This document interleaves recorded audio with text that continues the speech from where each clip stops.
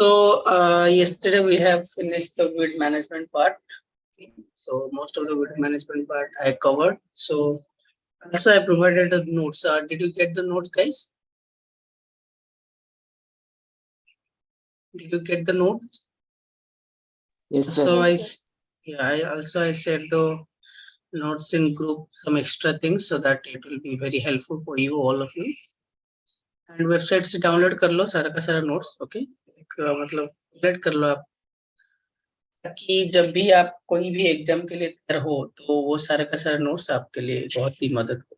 ठीक है, 1 second.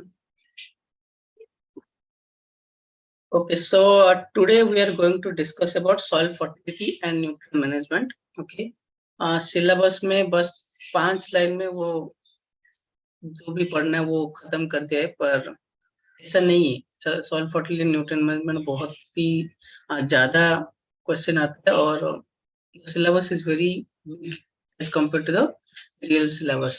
Okay, so yesterday evening I was thinking how to finish the syllabus within 4 days. So I have classified and so whatever the syllabus is there, how to focus the important things, and those parts will finish as much as possible. Okay, ठीक है, sir शुरू करते हैं. So there is a quote, okay, called like said like many people have dreams but only a few can achieve them. So do you belong to that rare group? You belong? Yeah, not.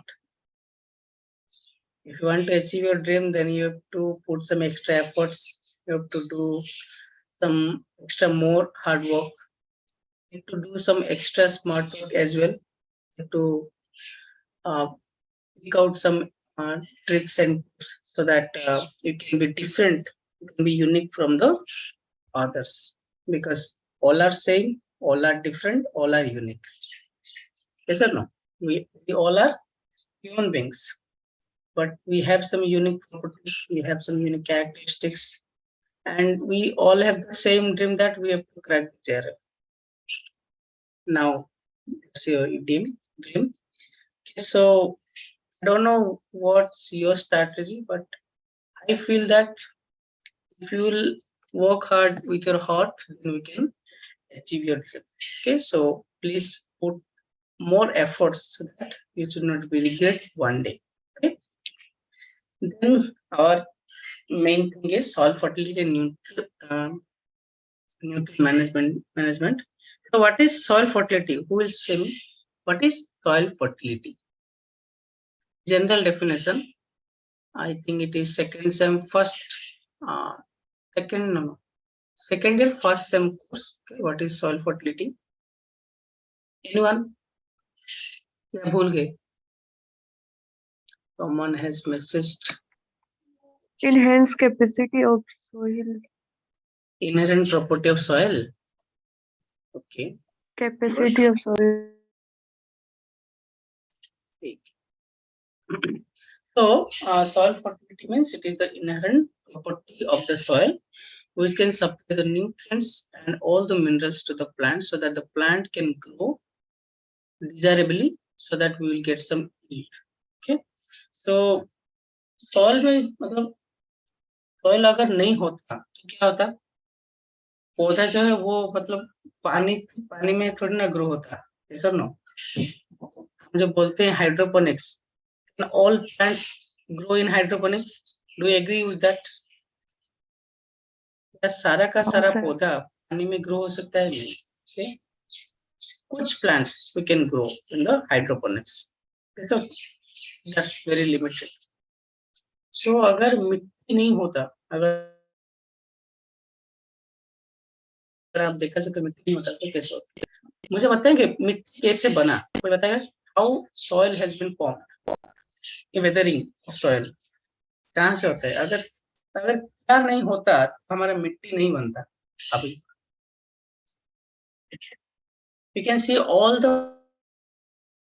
Magma, okay, जो भी volcanic थे, okay, वो अगर erupt नहीं होते, अगर वो cool नहीं होते, तो वहां से रॉक नहीं बनता और वहां से सॉइल भी मतलब बनना बहुत ही मुश्किल होता है. Okay, so if we'll see the tectonic plates, how they have been developed and how the eruption has been done and how the rock has been formed by the cooling process, and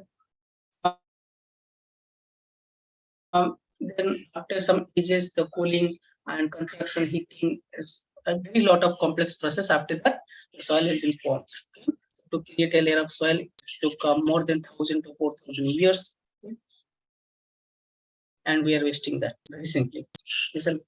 We need to cut the forest, we need to remove the forest residues and the crop residues. So that what is happening, soil erosion is occurring. Okay? That's the major problem nowadays. So we have to save that.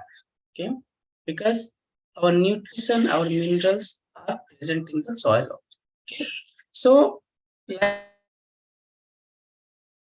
how we eat food, we eat biryani, we eat many tasty foods to save ourselves, to save our life, and we have to fill our belly. So what all the food stuffs contains so many minerals, so many nutrients, so many vitamins. So they go into our body and they need to metabolize in our whole system.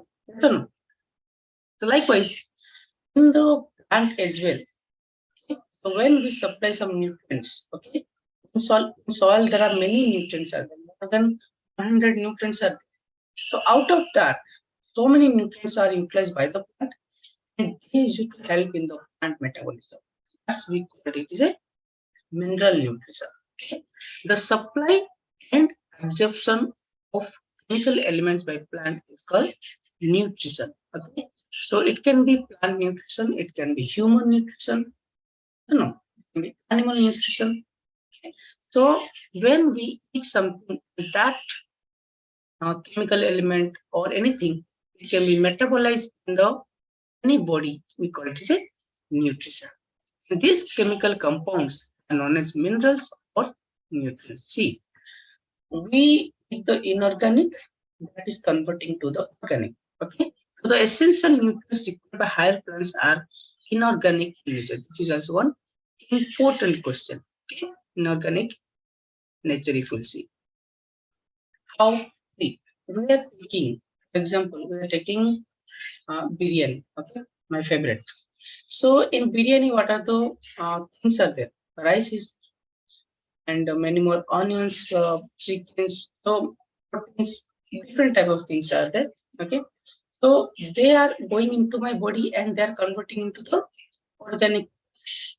So in my body, what is there? Carbohydrate there, and proteins are there, vitamins, all are in organic in nature. Okay, so they are converting into another form. So in plants, if you see inorganic like nitrogen, phosphorus, potassium, okay, many micronutrients. Okay, so they are in inorganic nature. They're going to the plant and they're converting into the organic form, like amino acids, proteins, then our carbohydrates, okay, lipids, fatty acids. Okay. Then those nutrients which are going to be help the plant, so we call it as a essential nutrient. So what are the criteria of essential? Means what is the unique properties are there that making those nutrients as essential to the plant. So during 1939, Arnon and Stout, the two scientists, discovered or said the criteria of essentiality. Okay, later on during 1954, this essentiality got modified by the Arnon. Got that? आपको समझ में आ रहा है सब? Yes, sir. You are following? Yeah. So what are the criteria of essentialities? Okay. So they have given the three criteria mainly. Okay, with the focus, they have given the three criteria. मैंने कभी कभी सोचा था कि ये तो general मतलब criteria है, ओके, अगर हम भी होते तो हम भी दे देते, ठीक है, ऐसा नहीं है, हम थोड़ा लेट में आए. कोई बोल रहे? Yes. Yes, sir. Hello, sir. I'm Hari. हाँ हरी. Actually, sir, your voice is breaking. Is it same for everyone? No, Yes, all sir. are. My voice is breaking. Yes, sir. Yes. Yes, sir. So it's Okay, not. okay. It's not very clear. Like we can understand you, but the voice is not very clear. Okay, wait a minute. I think there might be problem with the mic or internet connection. Just check it once. Okay, so we are discussing about the criteria of essentiality. So they have given the three criteria mainly by focusing on the three important points. Okay, so to build these three criteria, they might have observed many things in the nutrients. Okay, my voice is clear right now. Yes, sir. It's perfectly fine. I So hope the like first, everyone. Okay. Just give me a confirmation to the sir.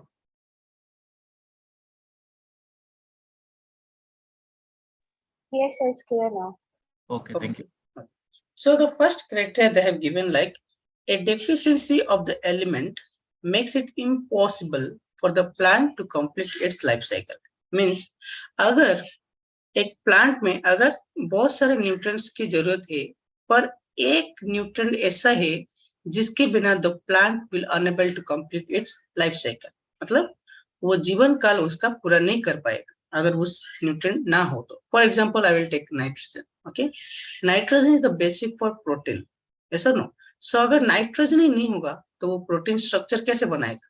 Okay, and how will get the protein shake, protein milk से everything. Okay, so that is the most important point they have observed.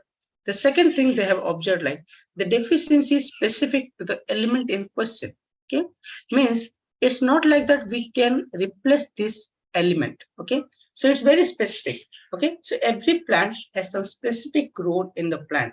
We cannot replace that. Okay, means for example, nitrogen has some specific role to do and we cannot replace. For example, in a company, for example, one CTO is there and he has some specific character and specific role, and we cannot replace that role. For it means that much he has the impact in that company. Okay, so if the impact is more, we cannot replace that role from that organization. It can be a plant, it can be any organization. Okay, so that is the second point they have observed. The third, they observed it, element is directly involved in plant metabolism. Okay, means in the plant material there are many processes, photosynthesis, respiration. Okay, like that many physiological processes, many complex processes are going in the plant, so they are directly involved in that plant metabolism. Okay, so these are the three criteria they have observed. First is a deficiency of the element make it impossible for the plant to complete its life cycle. Second thing, the deficiency is very specific to the element in question, and element is directly involved in the plant based. Everyone got these three criteria, guys? सबको समझ में आया? Yes, sir. Yes, sir. So based on that, can you tell me how many essential nutrients are there? How many 17. 70. essential nutrients? How many? 16? 17. 70. Okay, so can you tell me what is that 17th number nutrient we have added? Nickel. Yeah, Nickel. in which year? 1987. Still we are taking it as a, 87. yeah. So you can see some basic element. Basic element is, what are those? CH CHO. and O. And our major nutrient is primary. Primary one, who will tell? NPK. Right. PK. NPK, and this one you don't know. NPK and sulfur. Okay, sulfur is added now to the primary major nutrient. Okay, due to its more important nowadays. Okay, and secondary is, who will tell secondary? CAMGS. Yeah, no, S is gone. Okay, S has gone to the upper. Okay, वो उसका promotion हो गया. Okay, पता नहीं हमारा कब होगा. Okay, then minor nutrient. What are those minor nutrient? Iron, manganese, chlorine, zinc, copper, Boron. boron, molybdenum, and nickel हो गया ना, या नहीं हुआ? 8 हुआ तो 8 2 10, ये 8 2 10, ये 14 या 17 हो गया। ठीक है, तो इनको हम बोलते हैं एसेंशियल न्यूट्रिएंट। सो इनके बावजूद, ओके, इनके बावजूद there are some nutrients, some scientists have observed that इनके बिना भी उस प्लांट का लाइफ साइकिल कंप्लीट होना बहुत ही मुश्किल है, तो उनको क्या बोला गया? Beneficial nutrients. उनको क्या बोला? Beneficial nutrients. तो बेनिफिशियल न्यूट्रिएंट या फंक्शनल न्यूट्रिएंट कॉन्सेप्ट किसने दिया था? कौन बताएगा? बेनिफिशियल हो या Nicholas. Nicholas. या डीजे निकोलस? यस और no? In which year? In 1963. 63. 61, not 63. Okay, correct yourself. Then वो कितना न्यूट्रिएंट दिए थे? कौन बताएगा? 4. कौन सा? Sodium, Cobalt. Cobalt, Silicon. Silicon, Vanadium. Vanadium, और कोई बुक में सेलेनियम भी लिखा है, जो कि गलत है। ओके, उन्होंने 4 ही दिए थे। ठीक है, तो सोडियम का रोल क्या है माय फ्रेंड? सोडियम का रोल क्या है? ये ना, जो हमारा जो C4 प्लांट्स होते हैं ना, C4 प्लांट्स होते हैं, वहां पे जो पीपी कार्बोक्सिलेज होता है, क्या होता है? PP carboxylase. ये क्या करता है? कौन बताएगा? Basic +2 level question. What is the work of PP carboxylase? Phosphoenol pyruvate carboxylase का काम क्या है? कौन बताएगा? See, PP carboxylase is high affinity towards CO2. Okay, so for that reason the C4 plants are high photosynthetic efficiency. ये आपको याद रखना है। ठीक है, तो PP कार्बोक्सिलेज जब CO2 लेता है तो oxaloacetic acid, the first product, will be built. Okay, और C3 प्लांट्स में कौन सा पाया जाता है? कौन बताएगा? C3 या C3 प्लांट्स में रूबिस्को पाया जाता है। ठीक है, रूबिस्को।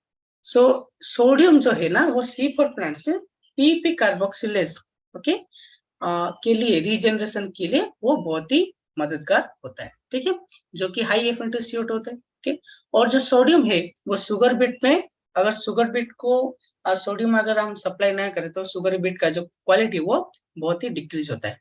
तो इसके लिए सोडियम जो है एक फंक्शनल या बेनिफिशियल न्यूट्रिएंट माना जाता है। ठीक है, देन कोबाल्ट क्यों चाहिए? What is the work of cobalt? Nitrogen fixation के लिए. या ये जो है ना हमारा लेग हेमोग्लोबिन जो है ना, वहां पे ये एक कंपोनेंट है। ठीक है, तो ये इनडायरेक्टली क्या करता है? नाइट्रोजन फिक्सेशन में हेल्प करता है। ठीक है, सिलिकॉन क्या है? इसका क्या जरूरत है? बायोटिक और एबायोटिक स्ट्रेस के लिए.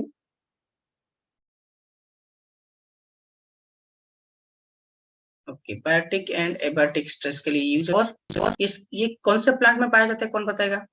Rice. शुगर केन में पाया जाता है, और मेज. राइस में। मेज तो हमने नहीं देखा मेज में। ओके, शुगर केन और राइस में ज्यादा पाया जाता है। ये होता क्या है? ये शुगर ओपाइल से शुगर केन में। ठीक है, राइस में एरेनकाइमेटस टिश्यू की तरह दिखता है, एरेनकाइमा टिश्यू में दिखता है। ठीक है, एरेनकाइमा टिश्यू राइस के लिए क्यों जरूरी क्यों है? कौन बताएगा? Why aerenchyma tissue is important for rice? देखिए, माने पैडी जो है ना, वो पूरा का पूरा वाटर लॉक कंडीशन में ग्रो होता है। ओके, पर पौधे को ग्रो होने के लिए ऑक्सीजन तो चाहिए ना, यस और no? So oxygen is to diffuse from that erenchymatous tissue from the upper layer, means atmosphere to the, ये जो रूट है ना पौधे का, राइस का, एक 1 cm तक ऑक्सीडाइज्ड लेयर रहता है। ओके, ये याद रखना आपका। जो जो पैडी का जो रूट रहते हैं उसका 1 cm तक ओके ऑक्सीडाइज ले रहता है ओके, और वो ऑक्सीजन कहाँ से आता है, वो आयरन कैमेटस टिश्यू से वो आता है, ठीक है। इसके वजह से राइस जो है वाटर लॉक कंडीशन में आसानी से ग्रो कर सकता है, ठीक है। इसके लिए सिलिकॉन बहुत जरूरी होता है, और सिलिकॉन भी अप्लाई किया जाता है 40 kg पर एकड़ अप्लाई किया जाता है, ताकि उसका जो disease resistance and paste resistance वो भी बढ़ जाए, ठीक है। क्योंकि जब हम सिलिकॉन अप्लाई करेंगे उसका जो आयरन कैमेटस टिश्यू बहुत ही स्ट्रॉन्ग हो जाएगा, ऐसा ना, तब कोई भी पेस्ट कोई भी डिजीज आके इजीली अटैक नहीं कर पाएगी, ठीक है। और वानाडियम क्या करता है, ये एक स्पेसिफिक रोल है, it can replace the role of potassium, okay. तो पोटेशियम जो भी काम करेगा वो वेनेडियम भी कर सकता है, okay, so it can replace the role of that. Then हमारा कुछ general functions of the nutrients है, for example triggers and control mechanism provided by sodium, potassium, calcium, magnesium, and chlorine.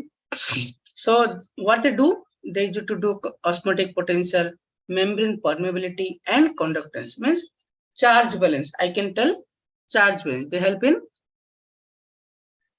charge balance in the plant. Okay, so another is structural influence. Okay, for potassium, calcium, manganese, magnesium. Okay, so they used to binding two organic molecule, particularly different enzymes. Okay, so potassium, and they are helping enzyme activation. Okay, enzyme activation. Indirectly, it's called enzyme activation. Then formation of coordinate bond, magnesium, copper, calcium. These are the nutrients helping the coordinate bond. Then redox reaction and electron transfer reaction. Copper, iron is most important, cobalt is most important. Okay, ETS system में कब iron तो होता ही है, ऐसा ना, Fe2 and Fe3 plus में वो जो चेन ऑफ सीक्वेंस हो जाता है, ठीक है। देन हमारा कुछ आता है डिस्कवरी ऑफ एसेंशियलिटी।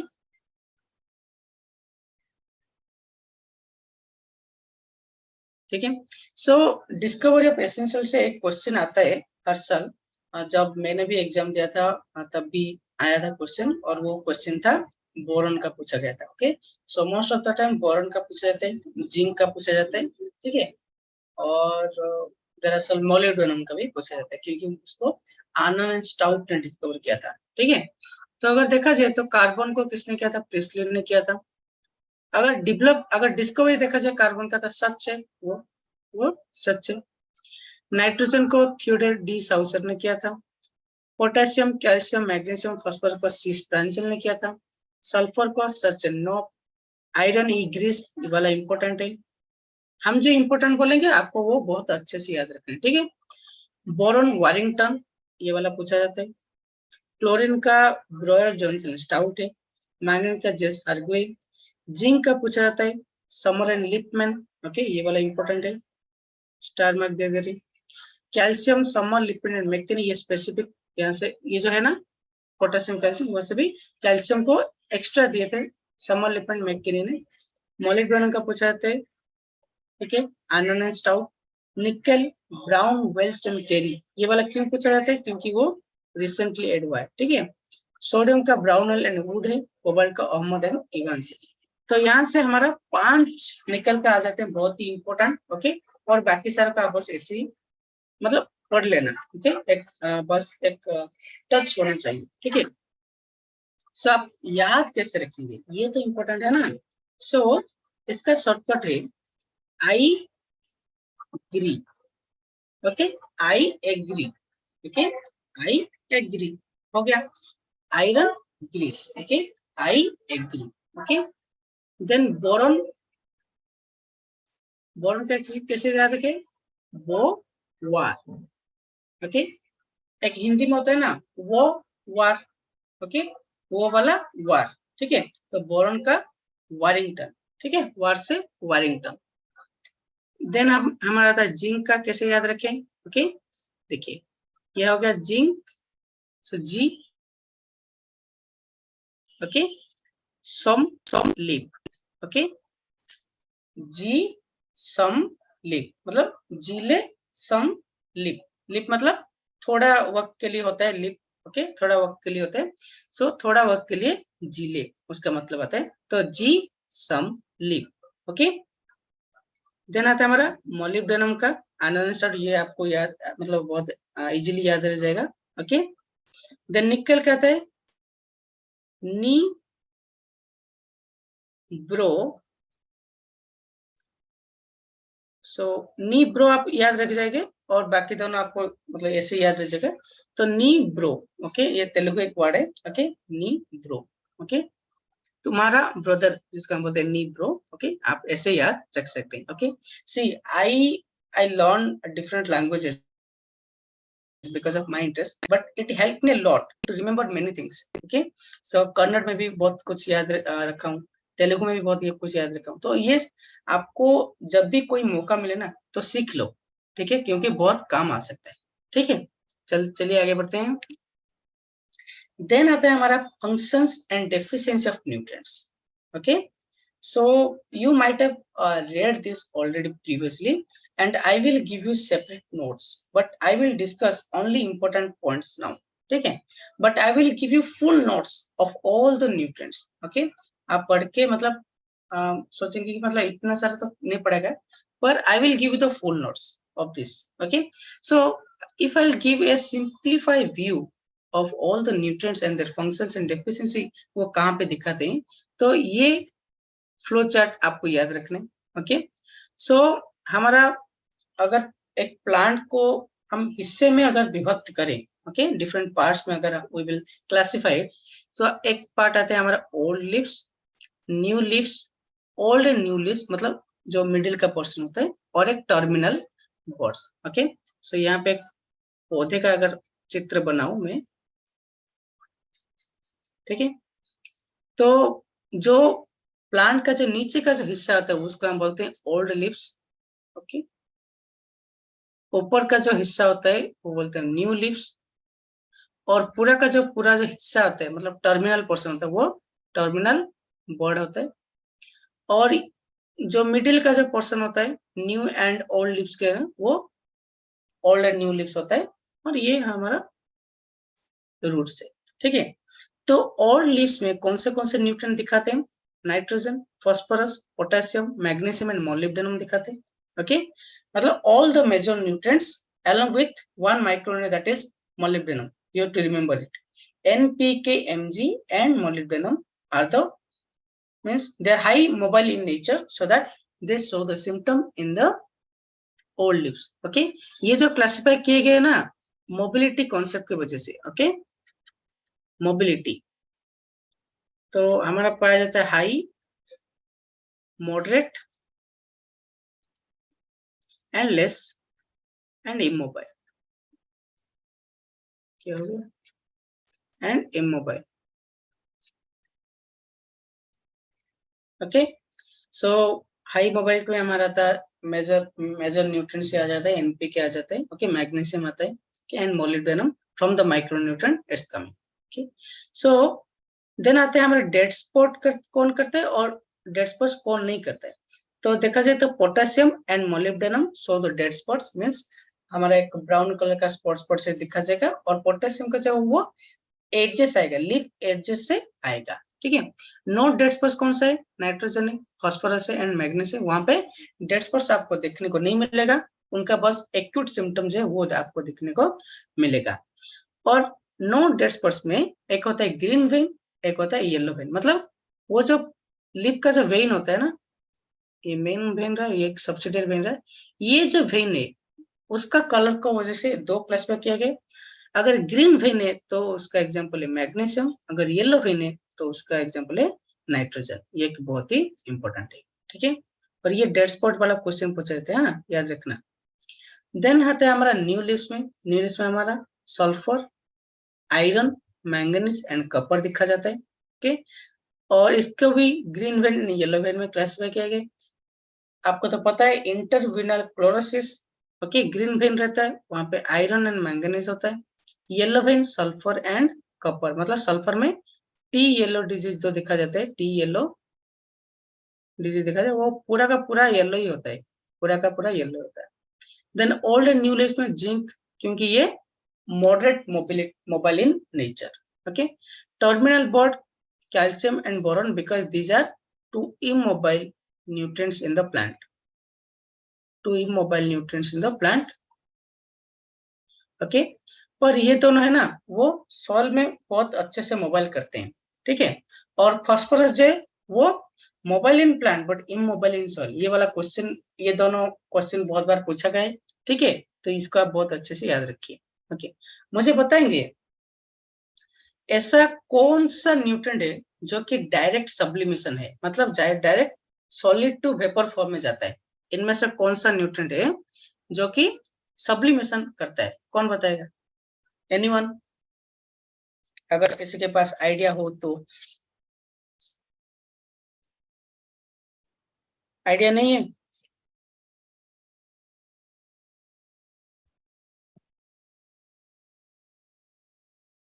इसमें से जो बोरॉन है ना, बोरॉन जो है वो डायरेक्ट सब्लिमेशन करते हैं।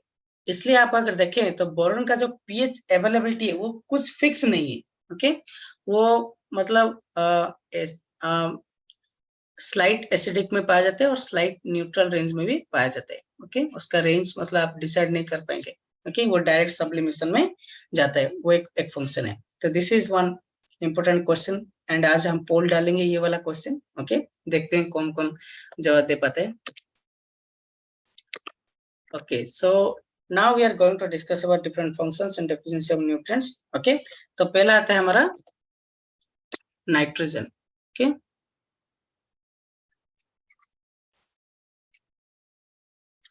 तो नाइट्रोजन जो है वो प्लांट में कितना प्रतिशत पाया जाता है? 1 to 5% पाया जाता है। यस और नो? अगर ये लेस देन 2% होगा तो डेफिशिएंसी सिम्टम पाया जाएगा, ठीक है। आप बताएंगे 1% is equal to how many ppm? कौन बताएगा?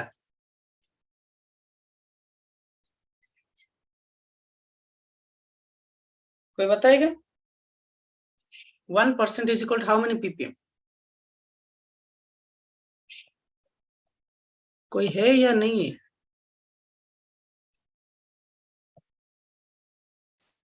मोनिका बताएंगे आप? Yes, 1% is equal to how many ppm? 10,000 ppm। Okay, ये वाला आप याद रखिए। ओके, क्योंकि आता है एग्जाम में, ठीक है। ये वाला आता है एग्जाम में, ठीक है। तो नाइट्रोजन अगर आप देखें तो ये बहुत ही मतलब बहुत सारा फंक्शन में काम करते हैं, लाइक प्रोटीन्स हो गया, ओके, और डिफरेंट एमिनो एसिड्स में भी ये है। ओके, और हमारा जो क्लोरोफिल स्ट्रक्चर है, ठीक है, जो क्लोरोफिल का स्ट्रक्चर वहां पे भी नाइट्रोजन दिखा जाता है, ठीक है। वो जो पोर्फिनो रिंग में वो दिखा जाता है, ठीक है। तो बहुत सारे फंक्शन है, हम दे देंगे मटेरियल। ओके, नाइट्रोजन का बहुत ही अच्छा क्वेश्चन है क्योंकि ये यूनिवर्सल डेफिशिएंट है, यूनिवर्सल डेफिशिएंट है। अगर माइक्रोन्यूट्रिएंट में देखा जाए तो zinc is the most deficient followed by boron. Major nutrient में देखा जाए तो नाइट्रोजन जो है वो डेफिशिएंट है, इसलिए बहुत ज्यादा यूरिया, डीएपी इसके लिए बहुत ज्यादा फर्टिलाइजर है। ओके, अगर ये सॉइल में बहुत मतलब सफिशिएंट मिलता तो हम क्यों डालते? यस और नो?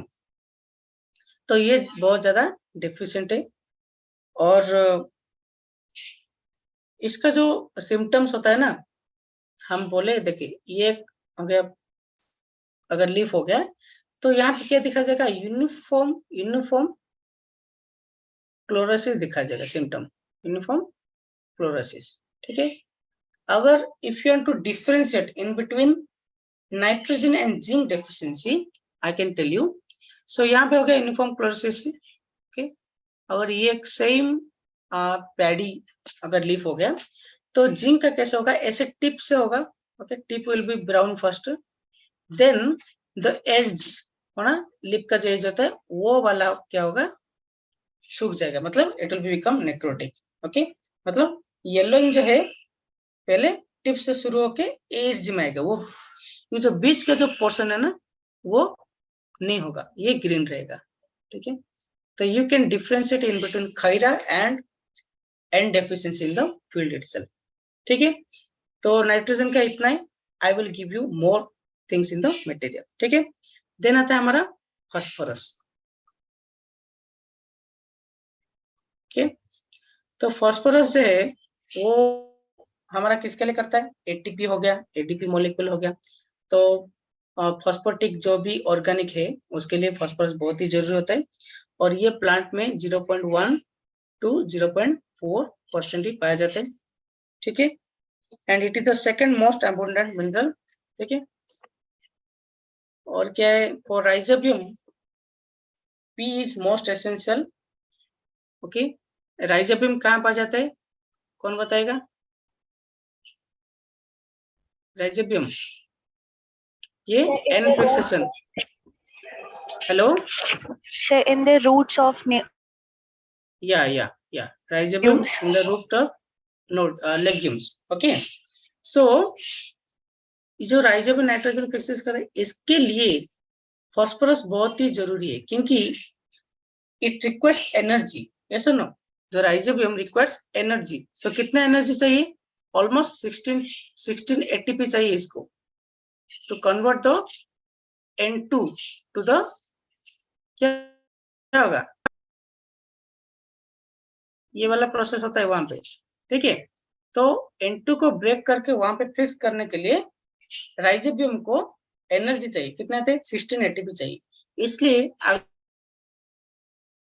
अगर आप देखें तो लेग्यूम में फास्फोरस दिया जाता है, क्योंकि वहां पे रूट फॉर्मेशन होगा, प्रॉपर रूट फॉर्मेशन होना चाहिए, क्योंकि फास्फोरस जो एक रूटिंग हार्मोन है और नाइट्रोजन वो शूटिंग हार्मोन है, सॉरी न्यूट्रिएंट है। ठीक है, तो रूट फॉर्मेशन कौन करता है, फास्फोरस करता है, और फास्फोरस जो वो एनर्जी पैदा करने के लिए भी बहुत ही हेल्पफुल है। ठीक है, so P is applied below the seed above the soil. Okay, अगर आप देखा जाए तो पी को हम कैसे अप्लाई करते हैं, बैंड अप्लाई करते हैं, ताकि उसका जो है वो फिक्सेशन ना हो और लॉस ना हो।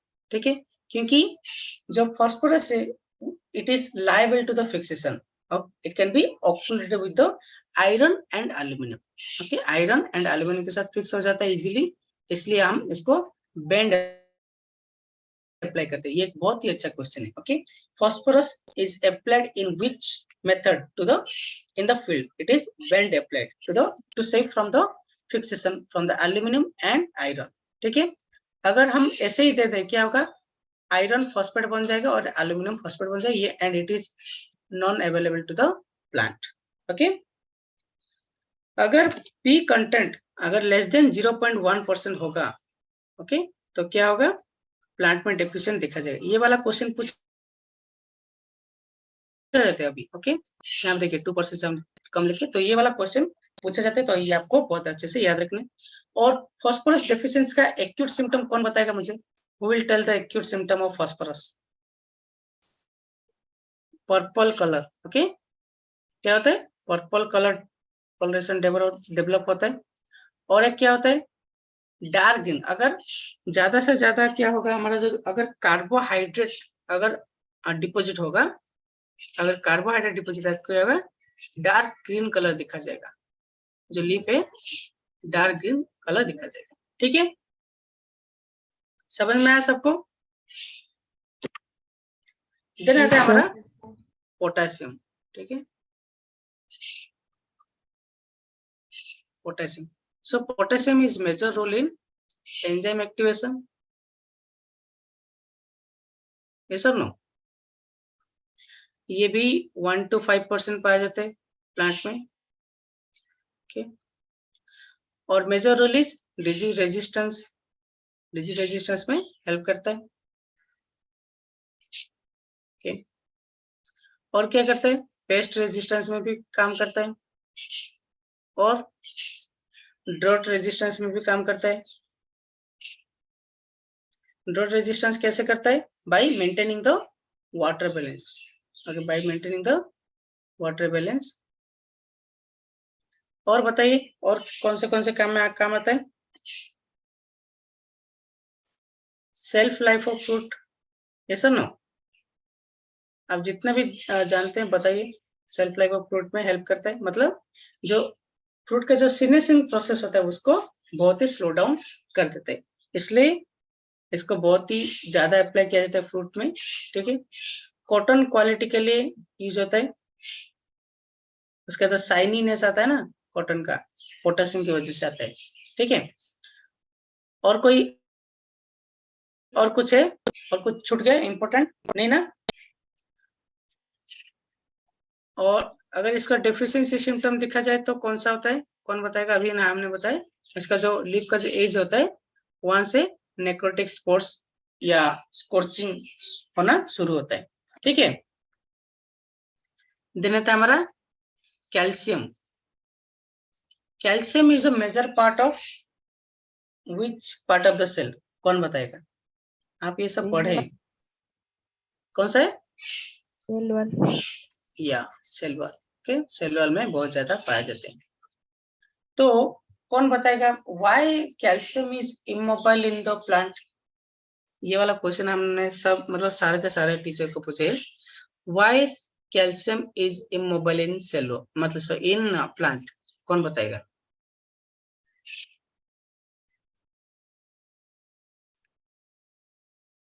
एनीवन?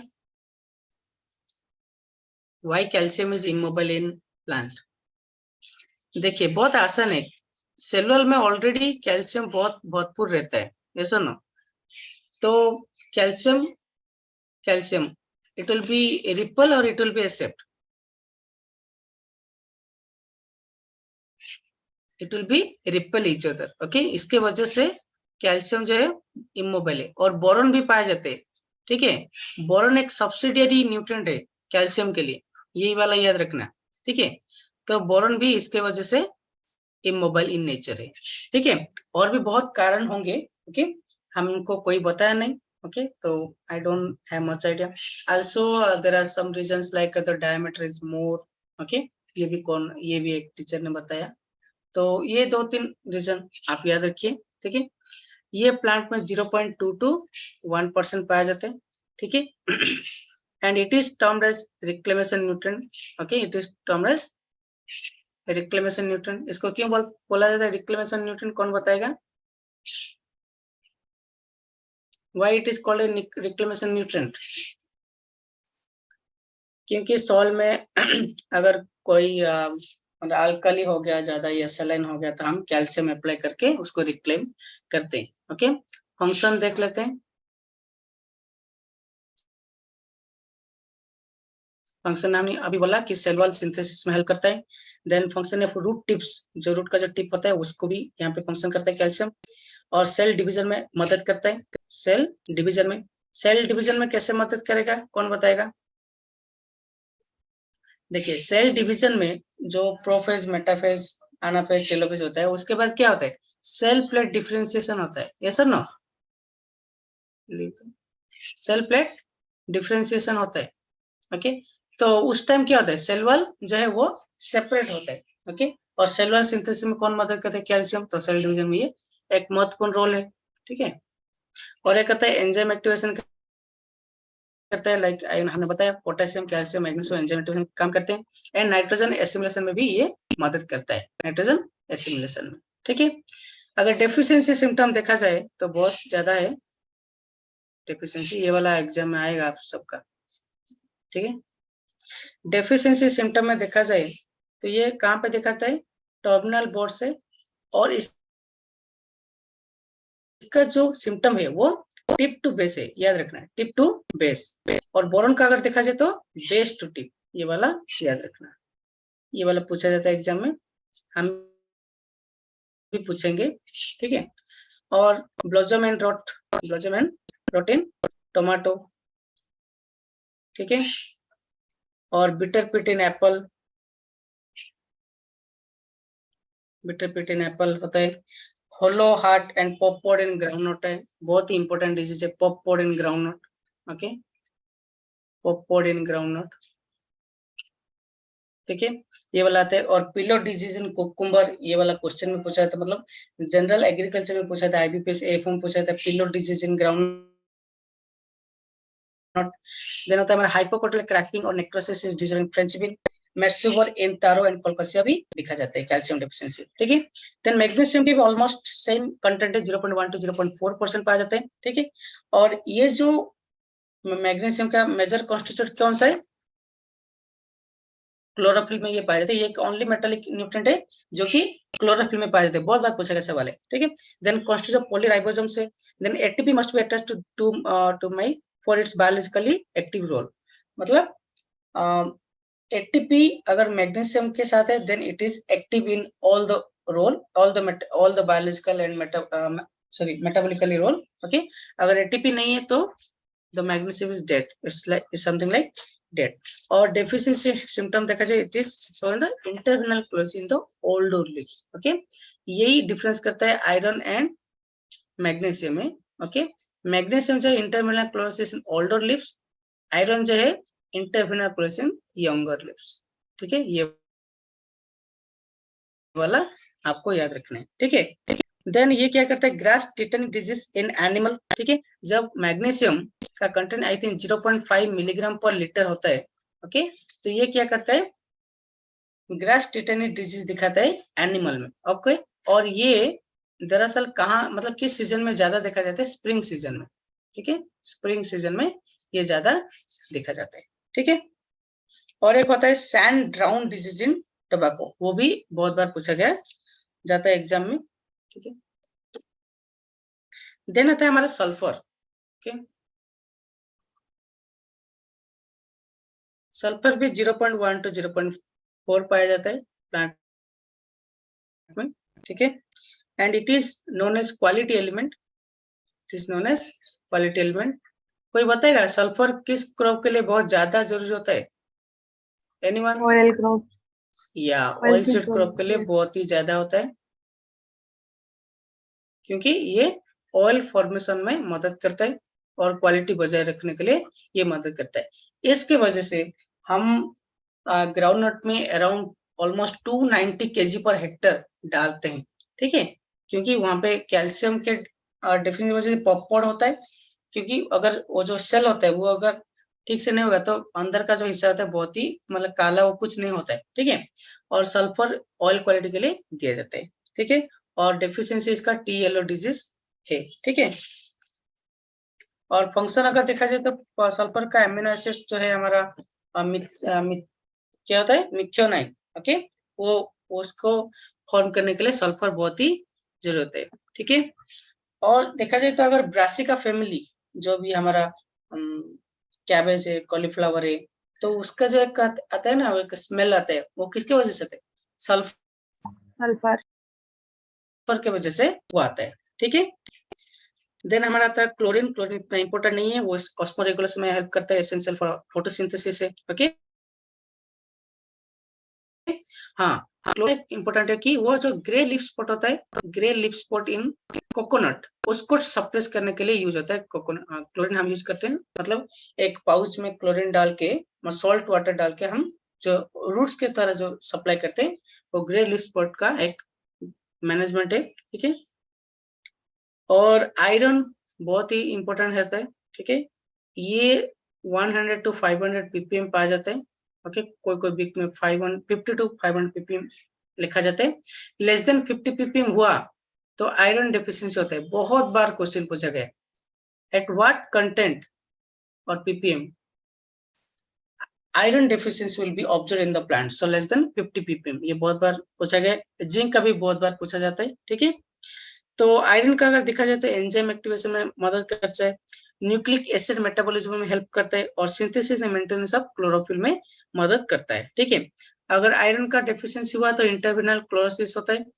एंड ये जो इंटरवेनल क्लोरोसिस है वो मतलब अगर ज्यादा सीवियर हो तो व्हाइटनिंग ऑफ लीफ होता है, ओके। व्हाइटनिंग ऑफ लीव्स दिखा जाते हैं, ठीक है।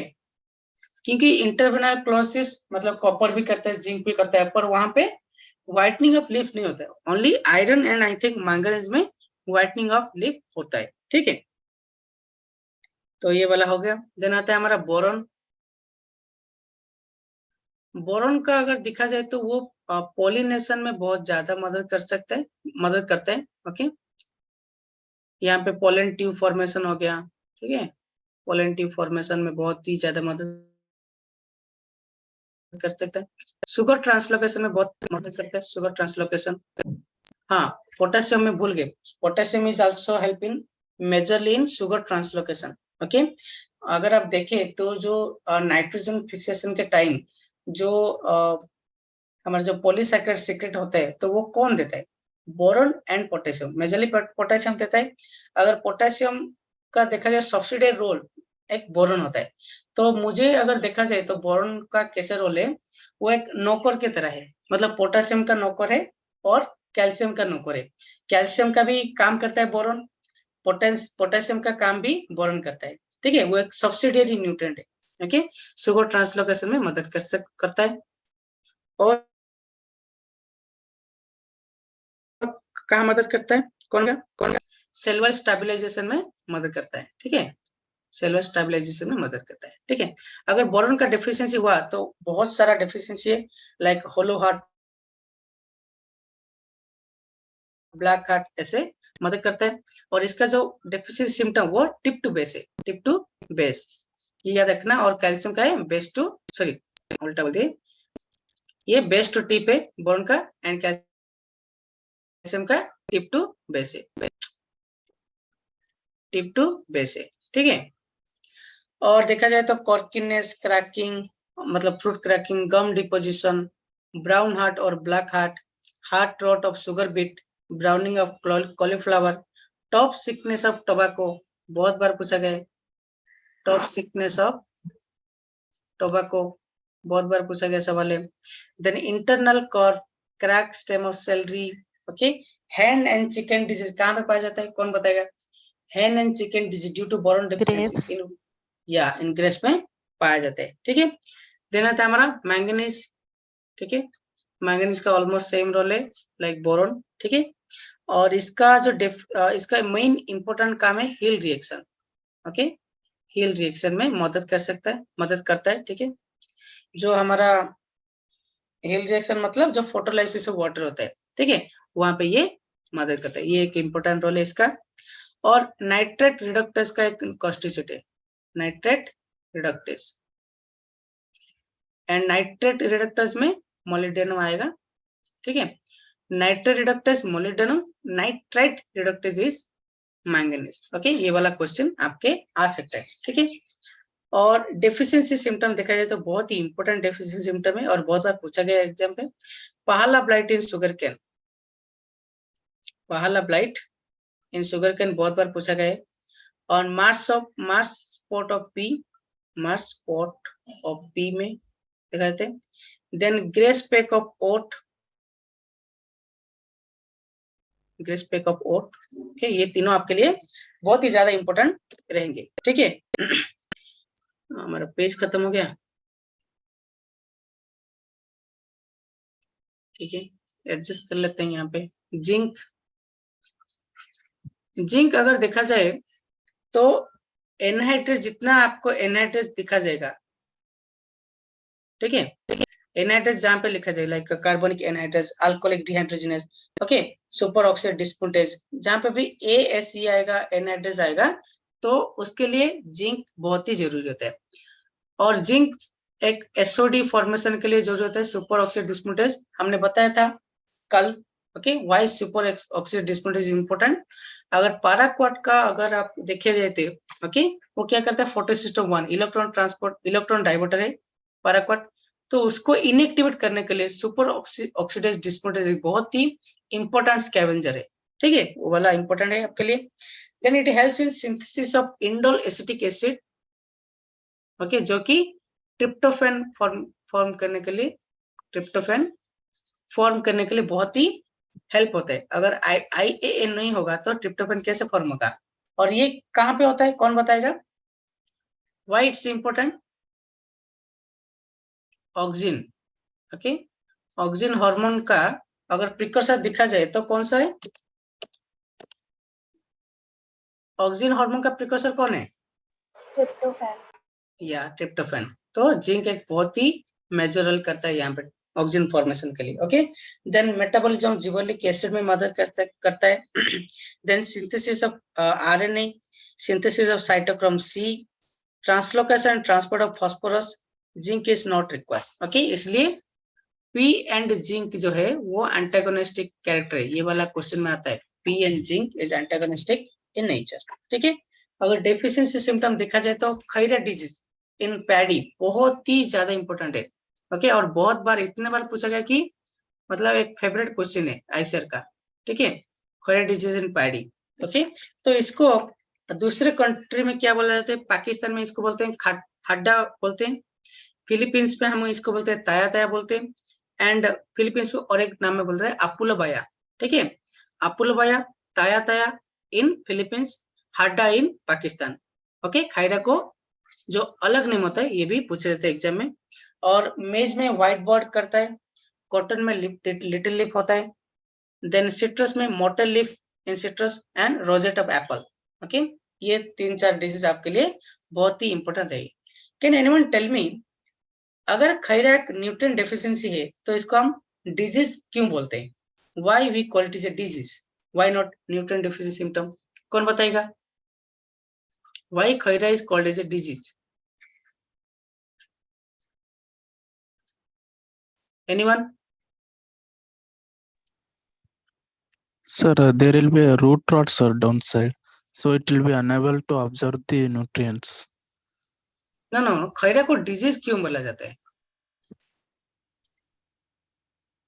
अगर आप देखें तो खैरा कहाँ मतलब किस दौरान दिखा जाता है? नर्सरी में दिखा जाता है, ये सर नो। तो उसका जो प्रॉम्प्ट है ना, उसका जो मतलब सिवियरिटी ऑफ डेफिशिएंसी वो बहुत मतलब डिजीज के तरह दिखता है। ओके, तो promptness of the deficiency symptom is looks like a disease. okay, इसलिए मतलब जो भी सिम्टम अगर सीवियर दिखा जाएगा एनी न्यूट्रिएंट का, अगर सीवियर दिखा जाता है उसको हम बोलते हैं डिजीज बोलते हैं। ठीक है, इसलिए खैरा को डिजीज के नाम दिया गया है। ठीक है, और इसको डिस्कवर कौन किया था, कौन बताएगा? Who discovered Khaira? आज पंतनगर वाला कौन? नीले नॉट, नेने। ओके, नहीं वाईएल नेने। ये कौन सा यूनिवर्सिटी का है, कौन बताएगा? YL Nene is from GB Pant. Okay, या जीबी पंत का है वो। ठीक है, आपको तो पता है सब कुछ, ये क्यों आ जाते बार बार। देन आता है हमारा कॉपर। ओके, कॉपर का इतना रोल नहीं है। ओके, पर ये fertility of male and female flower को फर्टिलाइज करने में हेल्प करता है। Then impact disease resistance and it has role in enzyme activation.